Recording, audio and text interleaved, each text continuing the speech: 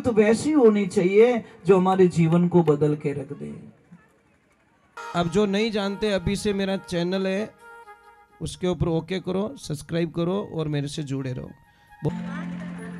कोई चीजें नहीं होने के कारण हम बड़े दुखी हो जाते हैं।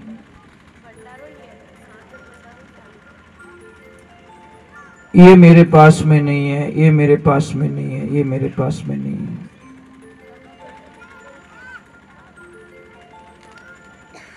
कोई आदमी अगर बीमार है, उसको कैंसर हो गया है, तो क्या उसको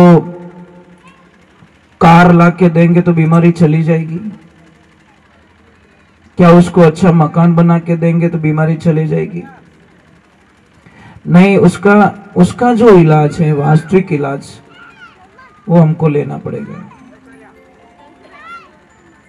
कल हमने भागवत जी को विश्राम दिया था सुदामा जी के प्रसंग में। बताया गया कि सुदामा जी के जो लक्ष्मी जी थे तो बड़े सरल स्वभाव के, कोई मांग नहीं है, कोई डिमांड नहीं है। पतिदेव 5 घर में जाते हैं, पतिदेव 5 घर में जाते हैं, भिक्षा लेके आते, मिल जाए तो ठीक, नहीं मिले तो राधे राधे बस। कितनी संतुष्टि महाराज। और जब तक आपके जीवन में संतुष्टि नहीं होगी नहीं, तो हमारे को वो लिस्टें सताती रहेगी। कोई नगरी का राजा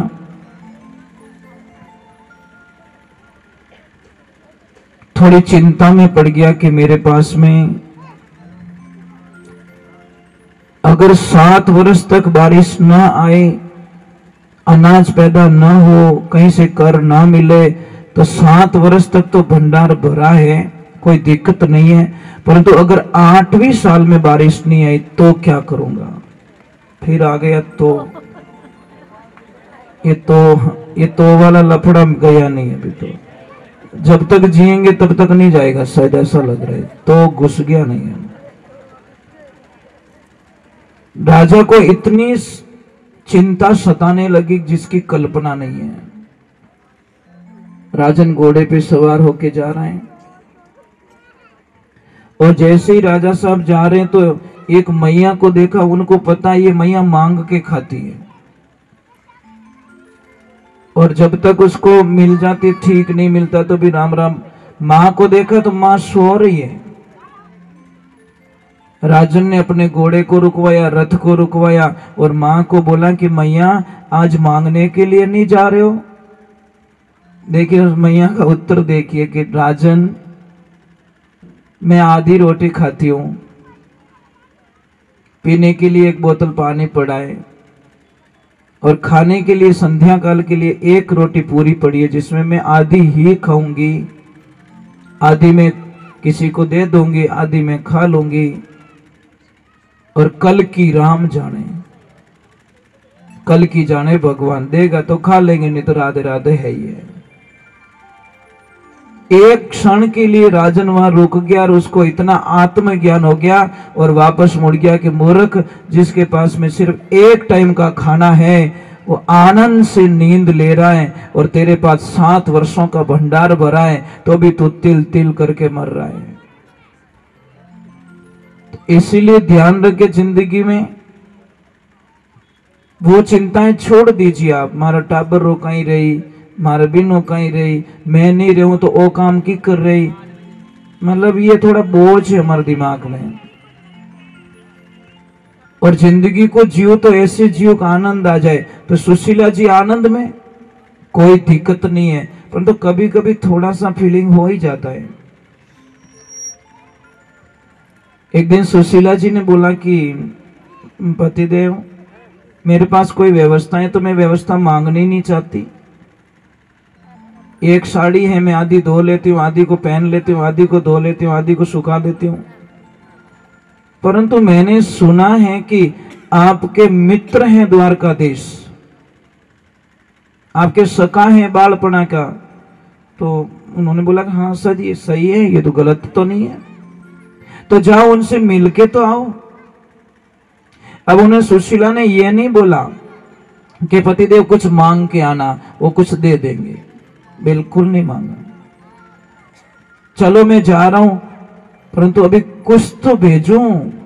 वहां पे पूछेंगे कि तो मेरी भाभी ने क्या भेजा है, तो मैं, सुदामा जी ने बोला मैं क्या दूंगा, वहां पे मेरे पास कुछ भी नहीं है। कि 2 मिनट रुको। अभी सुदामा जी की जो लक्ष्मी इतनी चतुर है कि 3 घर से भिक्षा लाती है, और तीनों घर की जो 3 मुट्ठी चावल होते हैं ना, उनको अलग अलग बांध के पोटली बना के दे दी, ताकि भगवान देख के समझ सके कि ये एक घर के नहीं, एक जगह के नहीं है, ये कहीं से मांगी हुई चीज है।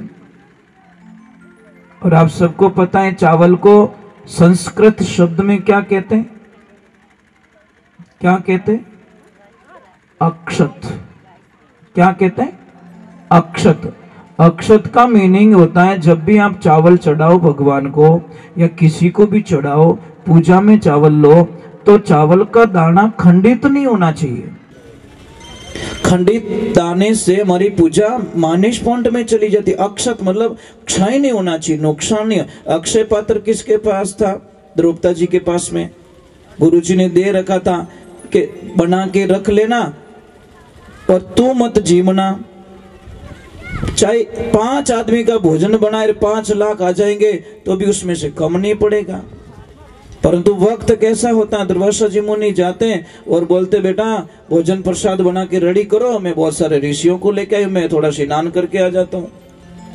अब द्रौपदी जी के पैरों तले जमीन खिसक गई कि प्रभु आज खाने के लिए कुछ भी नहीं है, घर पे कुछ भी नहीं है। इधर देखा, अभी क्या करे। दुर्वासा मुनि जी का स्वभाव इतना तेज है कि वो डायरेक्टली श्राप देते हैं, आशीर्वाद नहीं। उनका काम मत करो, डायरेक्ट श्राप। अभी द्रौपदी जी ने बोला एक तो हम पहले से प्रॉब्लम में जंगल में पड़े और गुरुजी आए, पता नहीं क्या श्राप देंगे, हमारी तो स्थिति ऐसी बिगड़ी हुई है। तो उन्होंने मन ही मन किसको याद किया? कृष्णा को। हे कृष्णा, अब मैं क्या करूं? तो भगवान आए और बोला कैसे हो कृष्णा, कैसे हो? कि मैं तो ठीक हूं, पर तो मेरी प्रॉब्लम। तो भगवान बोले नहीं, पहले मेरी प्रॉब्लम सुन लो। क्या? कि मैं इतना भूखा हूं कि मुझे भोजन नहीं मिलेगा तब तक मेरी बुद्धि काम नहीं करेगी। अब द्रौपदी जी बोले कि रोवणो तो ऐसा तो है ना, एक तो ऑलरेडी खाना नहीं है, मैं खाने के लिए आपको पूछ रही हूं और आप पहले ही बोल रहे हो मुझे खाना चाहिए। अरे मेरी बात सुन लो। भगवान बोले नहीं, पहले मेरी सुनो, मुझे भूख लगी, मुझे कुछ दो। तो बोले कृष्ण कुछ भी नहीं है। नहीं कुछ तो होगा। इधर देखा तो वो हांडी पड़ी थी, हांडी में 1 चावल का दाना, और भगवान ने उस चावल के दाने को लिया और खा के ऐसे बोले हाँ, बस आनंद आ गया, मुझे तृप्त हो गया मैं। 1 चावल का दाना। अभी द्रौपदी जी बोल रहे मेरी तो सुन लो। नहीं, बस मैं जा रहा हूं, बस मेरा काम हो गया, मैं जा रहा हूं। यही तो भगवान का विधान है, यही तो मेरे प्रभु का विधान है। अभी वो चले जाते, द्रौपदी जी पीछे बोल भी नहीं पाती। बोले ओ है तो जो 1 दाने वही खाएगा, मतलब ये भी नहीं छोड़ा। अब चले गए। द्रौपदी जी को इतना थोड़ा क्रोध भी आया कि मैंने किस काम भगवान को बुलाए थे। वो है तो जो आप लोग काम करें गया। थोड़ी देर बाद में आते हैं गुरुदेव दुर्वासा जी मुनि, और आते ही द्रौपदी जी को बोलते बेटा आनंद कर दिया, सबको तृप्त कर दिया, क्या प्रसाद बनाया तूने, क्या आनंद दिया। राधे राधे। द्रौपदी जी ने बोला मैंने? अरे बेटा आपने तो, मैं यहाँ हाथ में दीजिए। बोला कि आपने तो हमको जिमाया, आपने तो जिमाया। तब पता चल गया कि मेरा काम तो मेरे कृष्ण करके चले गए। विश्वास होना चाहिए, श्रद्धा होनी चाहिए। तो नारद जैसे सुदामा जी निकलते हैं, 3 घर का चावल लेके निकलते हैं। अब धीरे धीरे जाते, थक जाते, पता नहीं कितनी दूर है द्वारका, थोड़ी नींद आ जाती। भगवान योग माया से उनके गेट तक पहुंचा देते हैं और वहां से देखो क्या दृश्य शुरू हो जाता है। जाके गेटमैन जो द्वारपाल होते हैं उनको कहते हैं कृष्ण मेरे सखा हैं, वो मेरे मित्र हैं। तो कई बोले देखो पैर ने कपड़ों नहीं, है ना, और पग फाटोड़ा, कैसे कैसे गंदे गंदे पैर हैं इनके, गंदा गंदा ये आदमी है, कपड़े कितने गंदे हैं, और ये भगवान का मित्र। तो उन्होंने बोला भाई मन लागे था, रॉन्ग नंबर लाग गए, एक तरफ जा, चला जा, हमारे को मत सता। नहीं तुम मान ही नहीं रहे, वो मेरा मित्र है, अरे बालपना का मित्र है। तो अब देखो भोला आदमी रो काम भोला आदमी कर सके, एक भोला आदमी, उसके दिमाग में कुछ बात बैठी और वो कुछ काम से जा रहा था। जैसे ही राज दरबार में गया, अकेला बड़बड़ाता जा रहा है कि पता नहीं कौन कौन सुदामा पता नहीं कहां से आया और अपने आप को कृष्ण का मित्र बता रहा है। ये आवाज पड़ गई मेरे प्रभु के कानों में और उसको बोले, ए बोले इधर कि क्या हुआ, अभी तो किसका नाम ले रहा था? अरे प्रभु मैं किसी का नहीं। अरे नहीं तू कुछ बोल रहा था। अरे प्रभु बाहर कोई आया है, सर पे पगड़ी नहीं है, तन पे कोई कपड़ा नहीं है, पैरों में जूते नहीं है, और ऐसी स्थिति है कि आप देख ना पाओ, और नाम बता रहा है श्रीदामा, सुदामा जी नाम बता रहे। महाराज नाम सुनते देर लगी मेरे प्रभु को, नाम सुनते आव देखा न ताव देखा, मुकुट पहना नहीं, पीताम्बर पहना नहीं, कुछ भी नहीं, पैरों में खड़ाऊ नहीं, कुछ भी नहीं, और मेरे भगवान दोनों हाथों को फैलाकर दौड़ के जा रहे हैं। और ऐसे दौड़ के गए, ऐसे दौड़ के गए, ऐसे दौड़ के गए, जाके उनको गले मिला दिया। द्वारपालों ने बोला ये क्या हो रहा है, भगवान को क्या हो गया? जाके गले मिलाया और भगवान लेके जा रहे हैं। अब देखिए मेरे प्रभु की लीला देखिए। कौन कहते भगवान हमसे प्रेम नहीं करते हैं? ये कहने वाले झूठे होते हैं जिनको इनका रस नहीं मिला, जिनको आनंद नहीं मिला। अब भगवान जाते हैं और अपनी राजगद्दी पे, अपने सिंहासन पे सुदामा जी को विराजमान करते हैं। और आप सबने सुना कि अपने आंसुओं से सुदामा जी के पैर धोते हैं, और भगवान पैर धोते और उनका चरणामत लेते हैं। और फिर सुदामा जी बोल रहे कि भगवान यहाँ तो सारी सोने की चीजें बनी हुई है, और मैंने अगर ये पोटली दे दी ना तो हमारी तो बहुत बेकार हल्की लग जाएगी, पोटली नहीं बतानी है बस। अब सुदामा जी क्या करे, ऐसे दबा दी, और दबावे जने आदमी थारो खान तो ऊंचो रहे, ऐसे करे तो पड़ जाए ऐसे। अब भगवान बोल रहे सुदामा तेरा शरीर टेढ़ा क्यों है? नहीं नहीं, वो बोले थोड़ी कुछ प्रॉब्लम है। नहीं प्रॉब्लम है, कुछ तो है। बोले नहीं नहीं कुछ भी नहीं, मेरी आदत पड़ गई है। भगवान ने बोला ये आदत पड़ी, निकाल दी पोटली। और इतना झूठ बोलते, मेरी भाभी सा ने कुछ तो भेजा मेरे लिए और आप ऐसे कर रहे हो। भगवान की कृपा होती है, एक लेते निवाला, दो लेते, तीसरी में रुक्मण जी हाथ पकड़ लेते कि प्रभु क्या कर रहे हो, दो लोग का राज तो गया, अपनी तो थोड़ी बहुत जगह रखो। तो महाराज भगवान ने 4-5 दिन रखे सुदामा जी को, ज्यादा नहीं। और रखने के बाद में उनको जो कपड़े पहनाए थे नहीं, विदा किया। तो अब उन्होंने क्या सोचा कि मुझे कुछ न कुछ देंगे। भगवान तो कुछ नहीं दे रहे, बिल्कुल नहीं, पूछ भी नहीं रहे। कहीं कमी रहे तो कहो, कोई चीज की आवश्यकता रहे तो कहो, किन्हें भेजू कहीं करो, कुछ भी नहीं। सुदामा जी जा रहे, वहां तक पहुंचे और बोला एक मिनट सुदामा जी। तो सुदामा जी को क्या लगा, अब याद आया, अब मुझे कुछ देने कि क्या कि ये जो कपड़े पहने ना ये मेरे हैं, कपड़े तो निकाल दीजिए। बोले ओए नहीं छोड़ियो, एक तो पहना ही आया तब, अब एक कपड़े ही पासा ले लिया। मतलब इन कनो आस करना ही बहुत बड़ो गुनाह है। भगवान की कृपा होती है। फिर आगे जाते और बोलते सबको राम राम कहना, सबको जय श्री कृष्णा कहना और सबको याद करना। अब मन में के याद करी उड़ी है, मारो टाइम ही बिगाड़ियो। मैं बड़ी आस लेके आया कि मुझे कुछ मिलेगा। हमारा जैसे ही सुदामा जी अपनी नगरी में पहुंचते तो वहां का दृश्य थोड़ा बदल जाता है। सुदामा जी बोल रहे कि शायद मैं कोई गलत गांव में आ गया, क्या हुआ, गलत गांव में आ गया क्या? इधर देखा तो बोला चबूतरा तो वही है, रोड भी वही है, सब कुछ वही है, पर ये सारे घर वो नहीं है। मेरी झोपड़ी कहाँ गई? और जैसे ही जाते अपनी झोपड़ी की तरफ तो वहां पे पहरेदार खड़ा रहता। बोले ओए कहाँ जा रहा भाई? बोले यहाँ पे एक झोंपड़ी थी कि झोंपड़ी तो हमको पता नहीं है, पर ये श्रीमान श्री सुदामा जी का महल है। सुदामा जी ये कौन है? तब से ऊपर से आवाज आ जाती है, महारानी जी की पधार जाइए। ये सब हरी कृपा हो गई।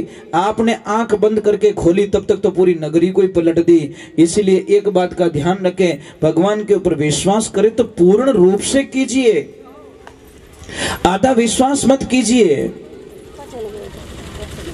मेरे साथ में एक लाइन गाइए, अरे थारो राम जी करेला बेड़ो पारे, उदासी मन क्यों रे करे, थारो सांवरियो करेला बेड़ो। जोर से गाओ। नैया तू कर दे प्रभु के हवाले, नैया तू कर दे थारो लहर लहर हरि आप रे संभाले, लहर लहर हरि थारो राम जी करेला बेड़ो पारे, उदासी मन क्यों रे करे, तारो सांवरियो। निराश मत होइए, आनंद से रहिए। संगत वैसी होनी चाहिए जो हमारे जीवन को बदल के रख दे। छाछ होती है, छाछ, दही, दूध और घी, ये सारे एक ही वंश के, पर सबके भाव थोड़े अलग अलग है। एक दिन दूध छाछ को देखकर हंस रहा है अकेला बैठा बैठा। तो छाछ ने बोला कि भैया इतनी खुशी क्यों मिल रही है, क्यों हंस रहे हो आप? कि भाई थारो कलर ही धोलो, मारो कलर ही धोलो, मैं जाऊं 60-70 रुपया लीटर में, तू जावे 10 रुपया लीटर में, बस यही फर्क लग रहा है, इसलिए मैं थोड़ा। छाछ ने बोला बंदे एक काम करेगा कि बोलो बोलो कि तू सिर्फ एक रात की मेरी संगत कर ले बस। कितनी? मैं तुझे 60 से डबल लेके जाऊंगी, 120 में बिचवा दूंगी। एक रात की संगत कर ले, या तो तू मेरे में आ जा या मुझे तू इन्वॉल्व कर दे। दूध ने बोला करने में क्या जा रहे हैं, एक दिन की तो बात है। अब बोला, इतना भी बोला कि चिंता मत करो, तुम 500 लीटर आ जाओ और मैं 1 लीटर काफी हूं। कितना? तुम 500 लीटर आओ, मैं 1 लीटर काफी हूं। आप आओ मेरे पास में। और छाछ को लिया, 500 लीटर दूध में डाला, सुबह दही बन गया और चला गया 150-200 में। एक रात की संगत, बोलो एक रात की संगत। कौन कहता है, कौन कहता है आप जगह बदलिए, आपके विचार बदलिए, आपके भाव बदलिए, होगा कुछ न कुछ तो होगा, चेंज होना पड़ता है। और एक बात में ध्यान रखना, कोई इंसान है ना कभी परेशान नहीं होता, परंतु एक चीज से परेशान होता है। लोहार और सोनार की दुकान पास पास में, एक दिन सोने का टुकड़ा लोहार की दुकान पे जाके गिर जाता है। तब वो सोने का टुकड़ा उस लोहे को कहता है कि भैया एक बात समझ में नहीं आई, अग्नि तेरे को भी मिलती है, मेरे को भी मिलती, मुझे भी भट्टी में डालते, तेरे को भी भट्टी में डालते, हथौड़ा तेरे पे पड़ता है और मेरे पे भी पड़ता है। राधे राधे। नाम बोल दीजिए, राम भरोसे नाम बोल दीजिए।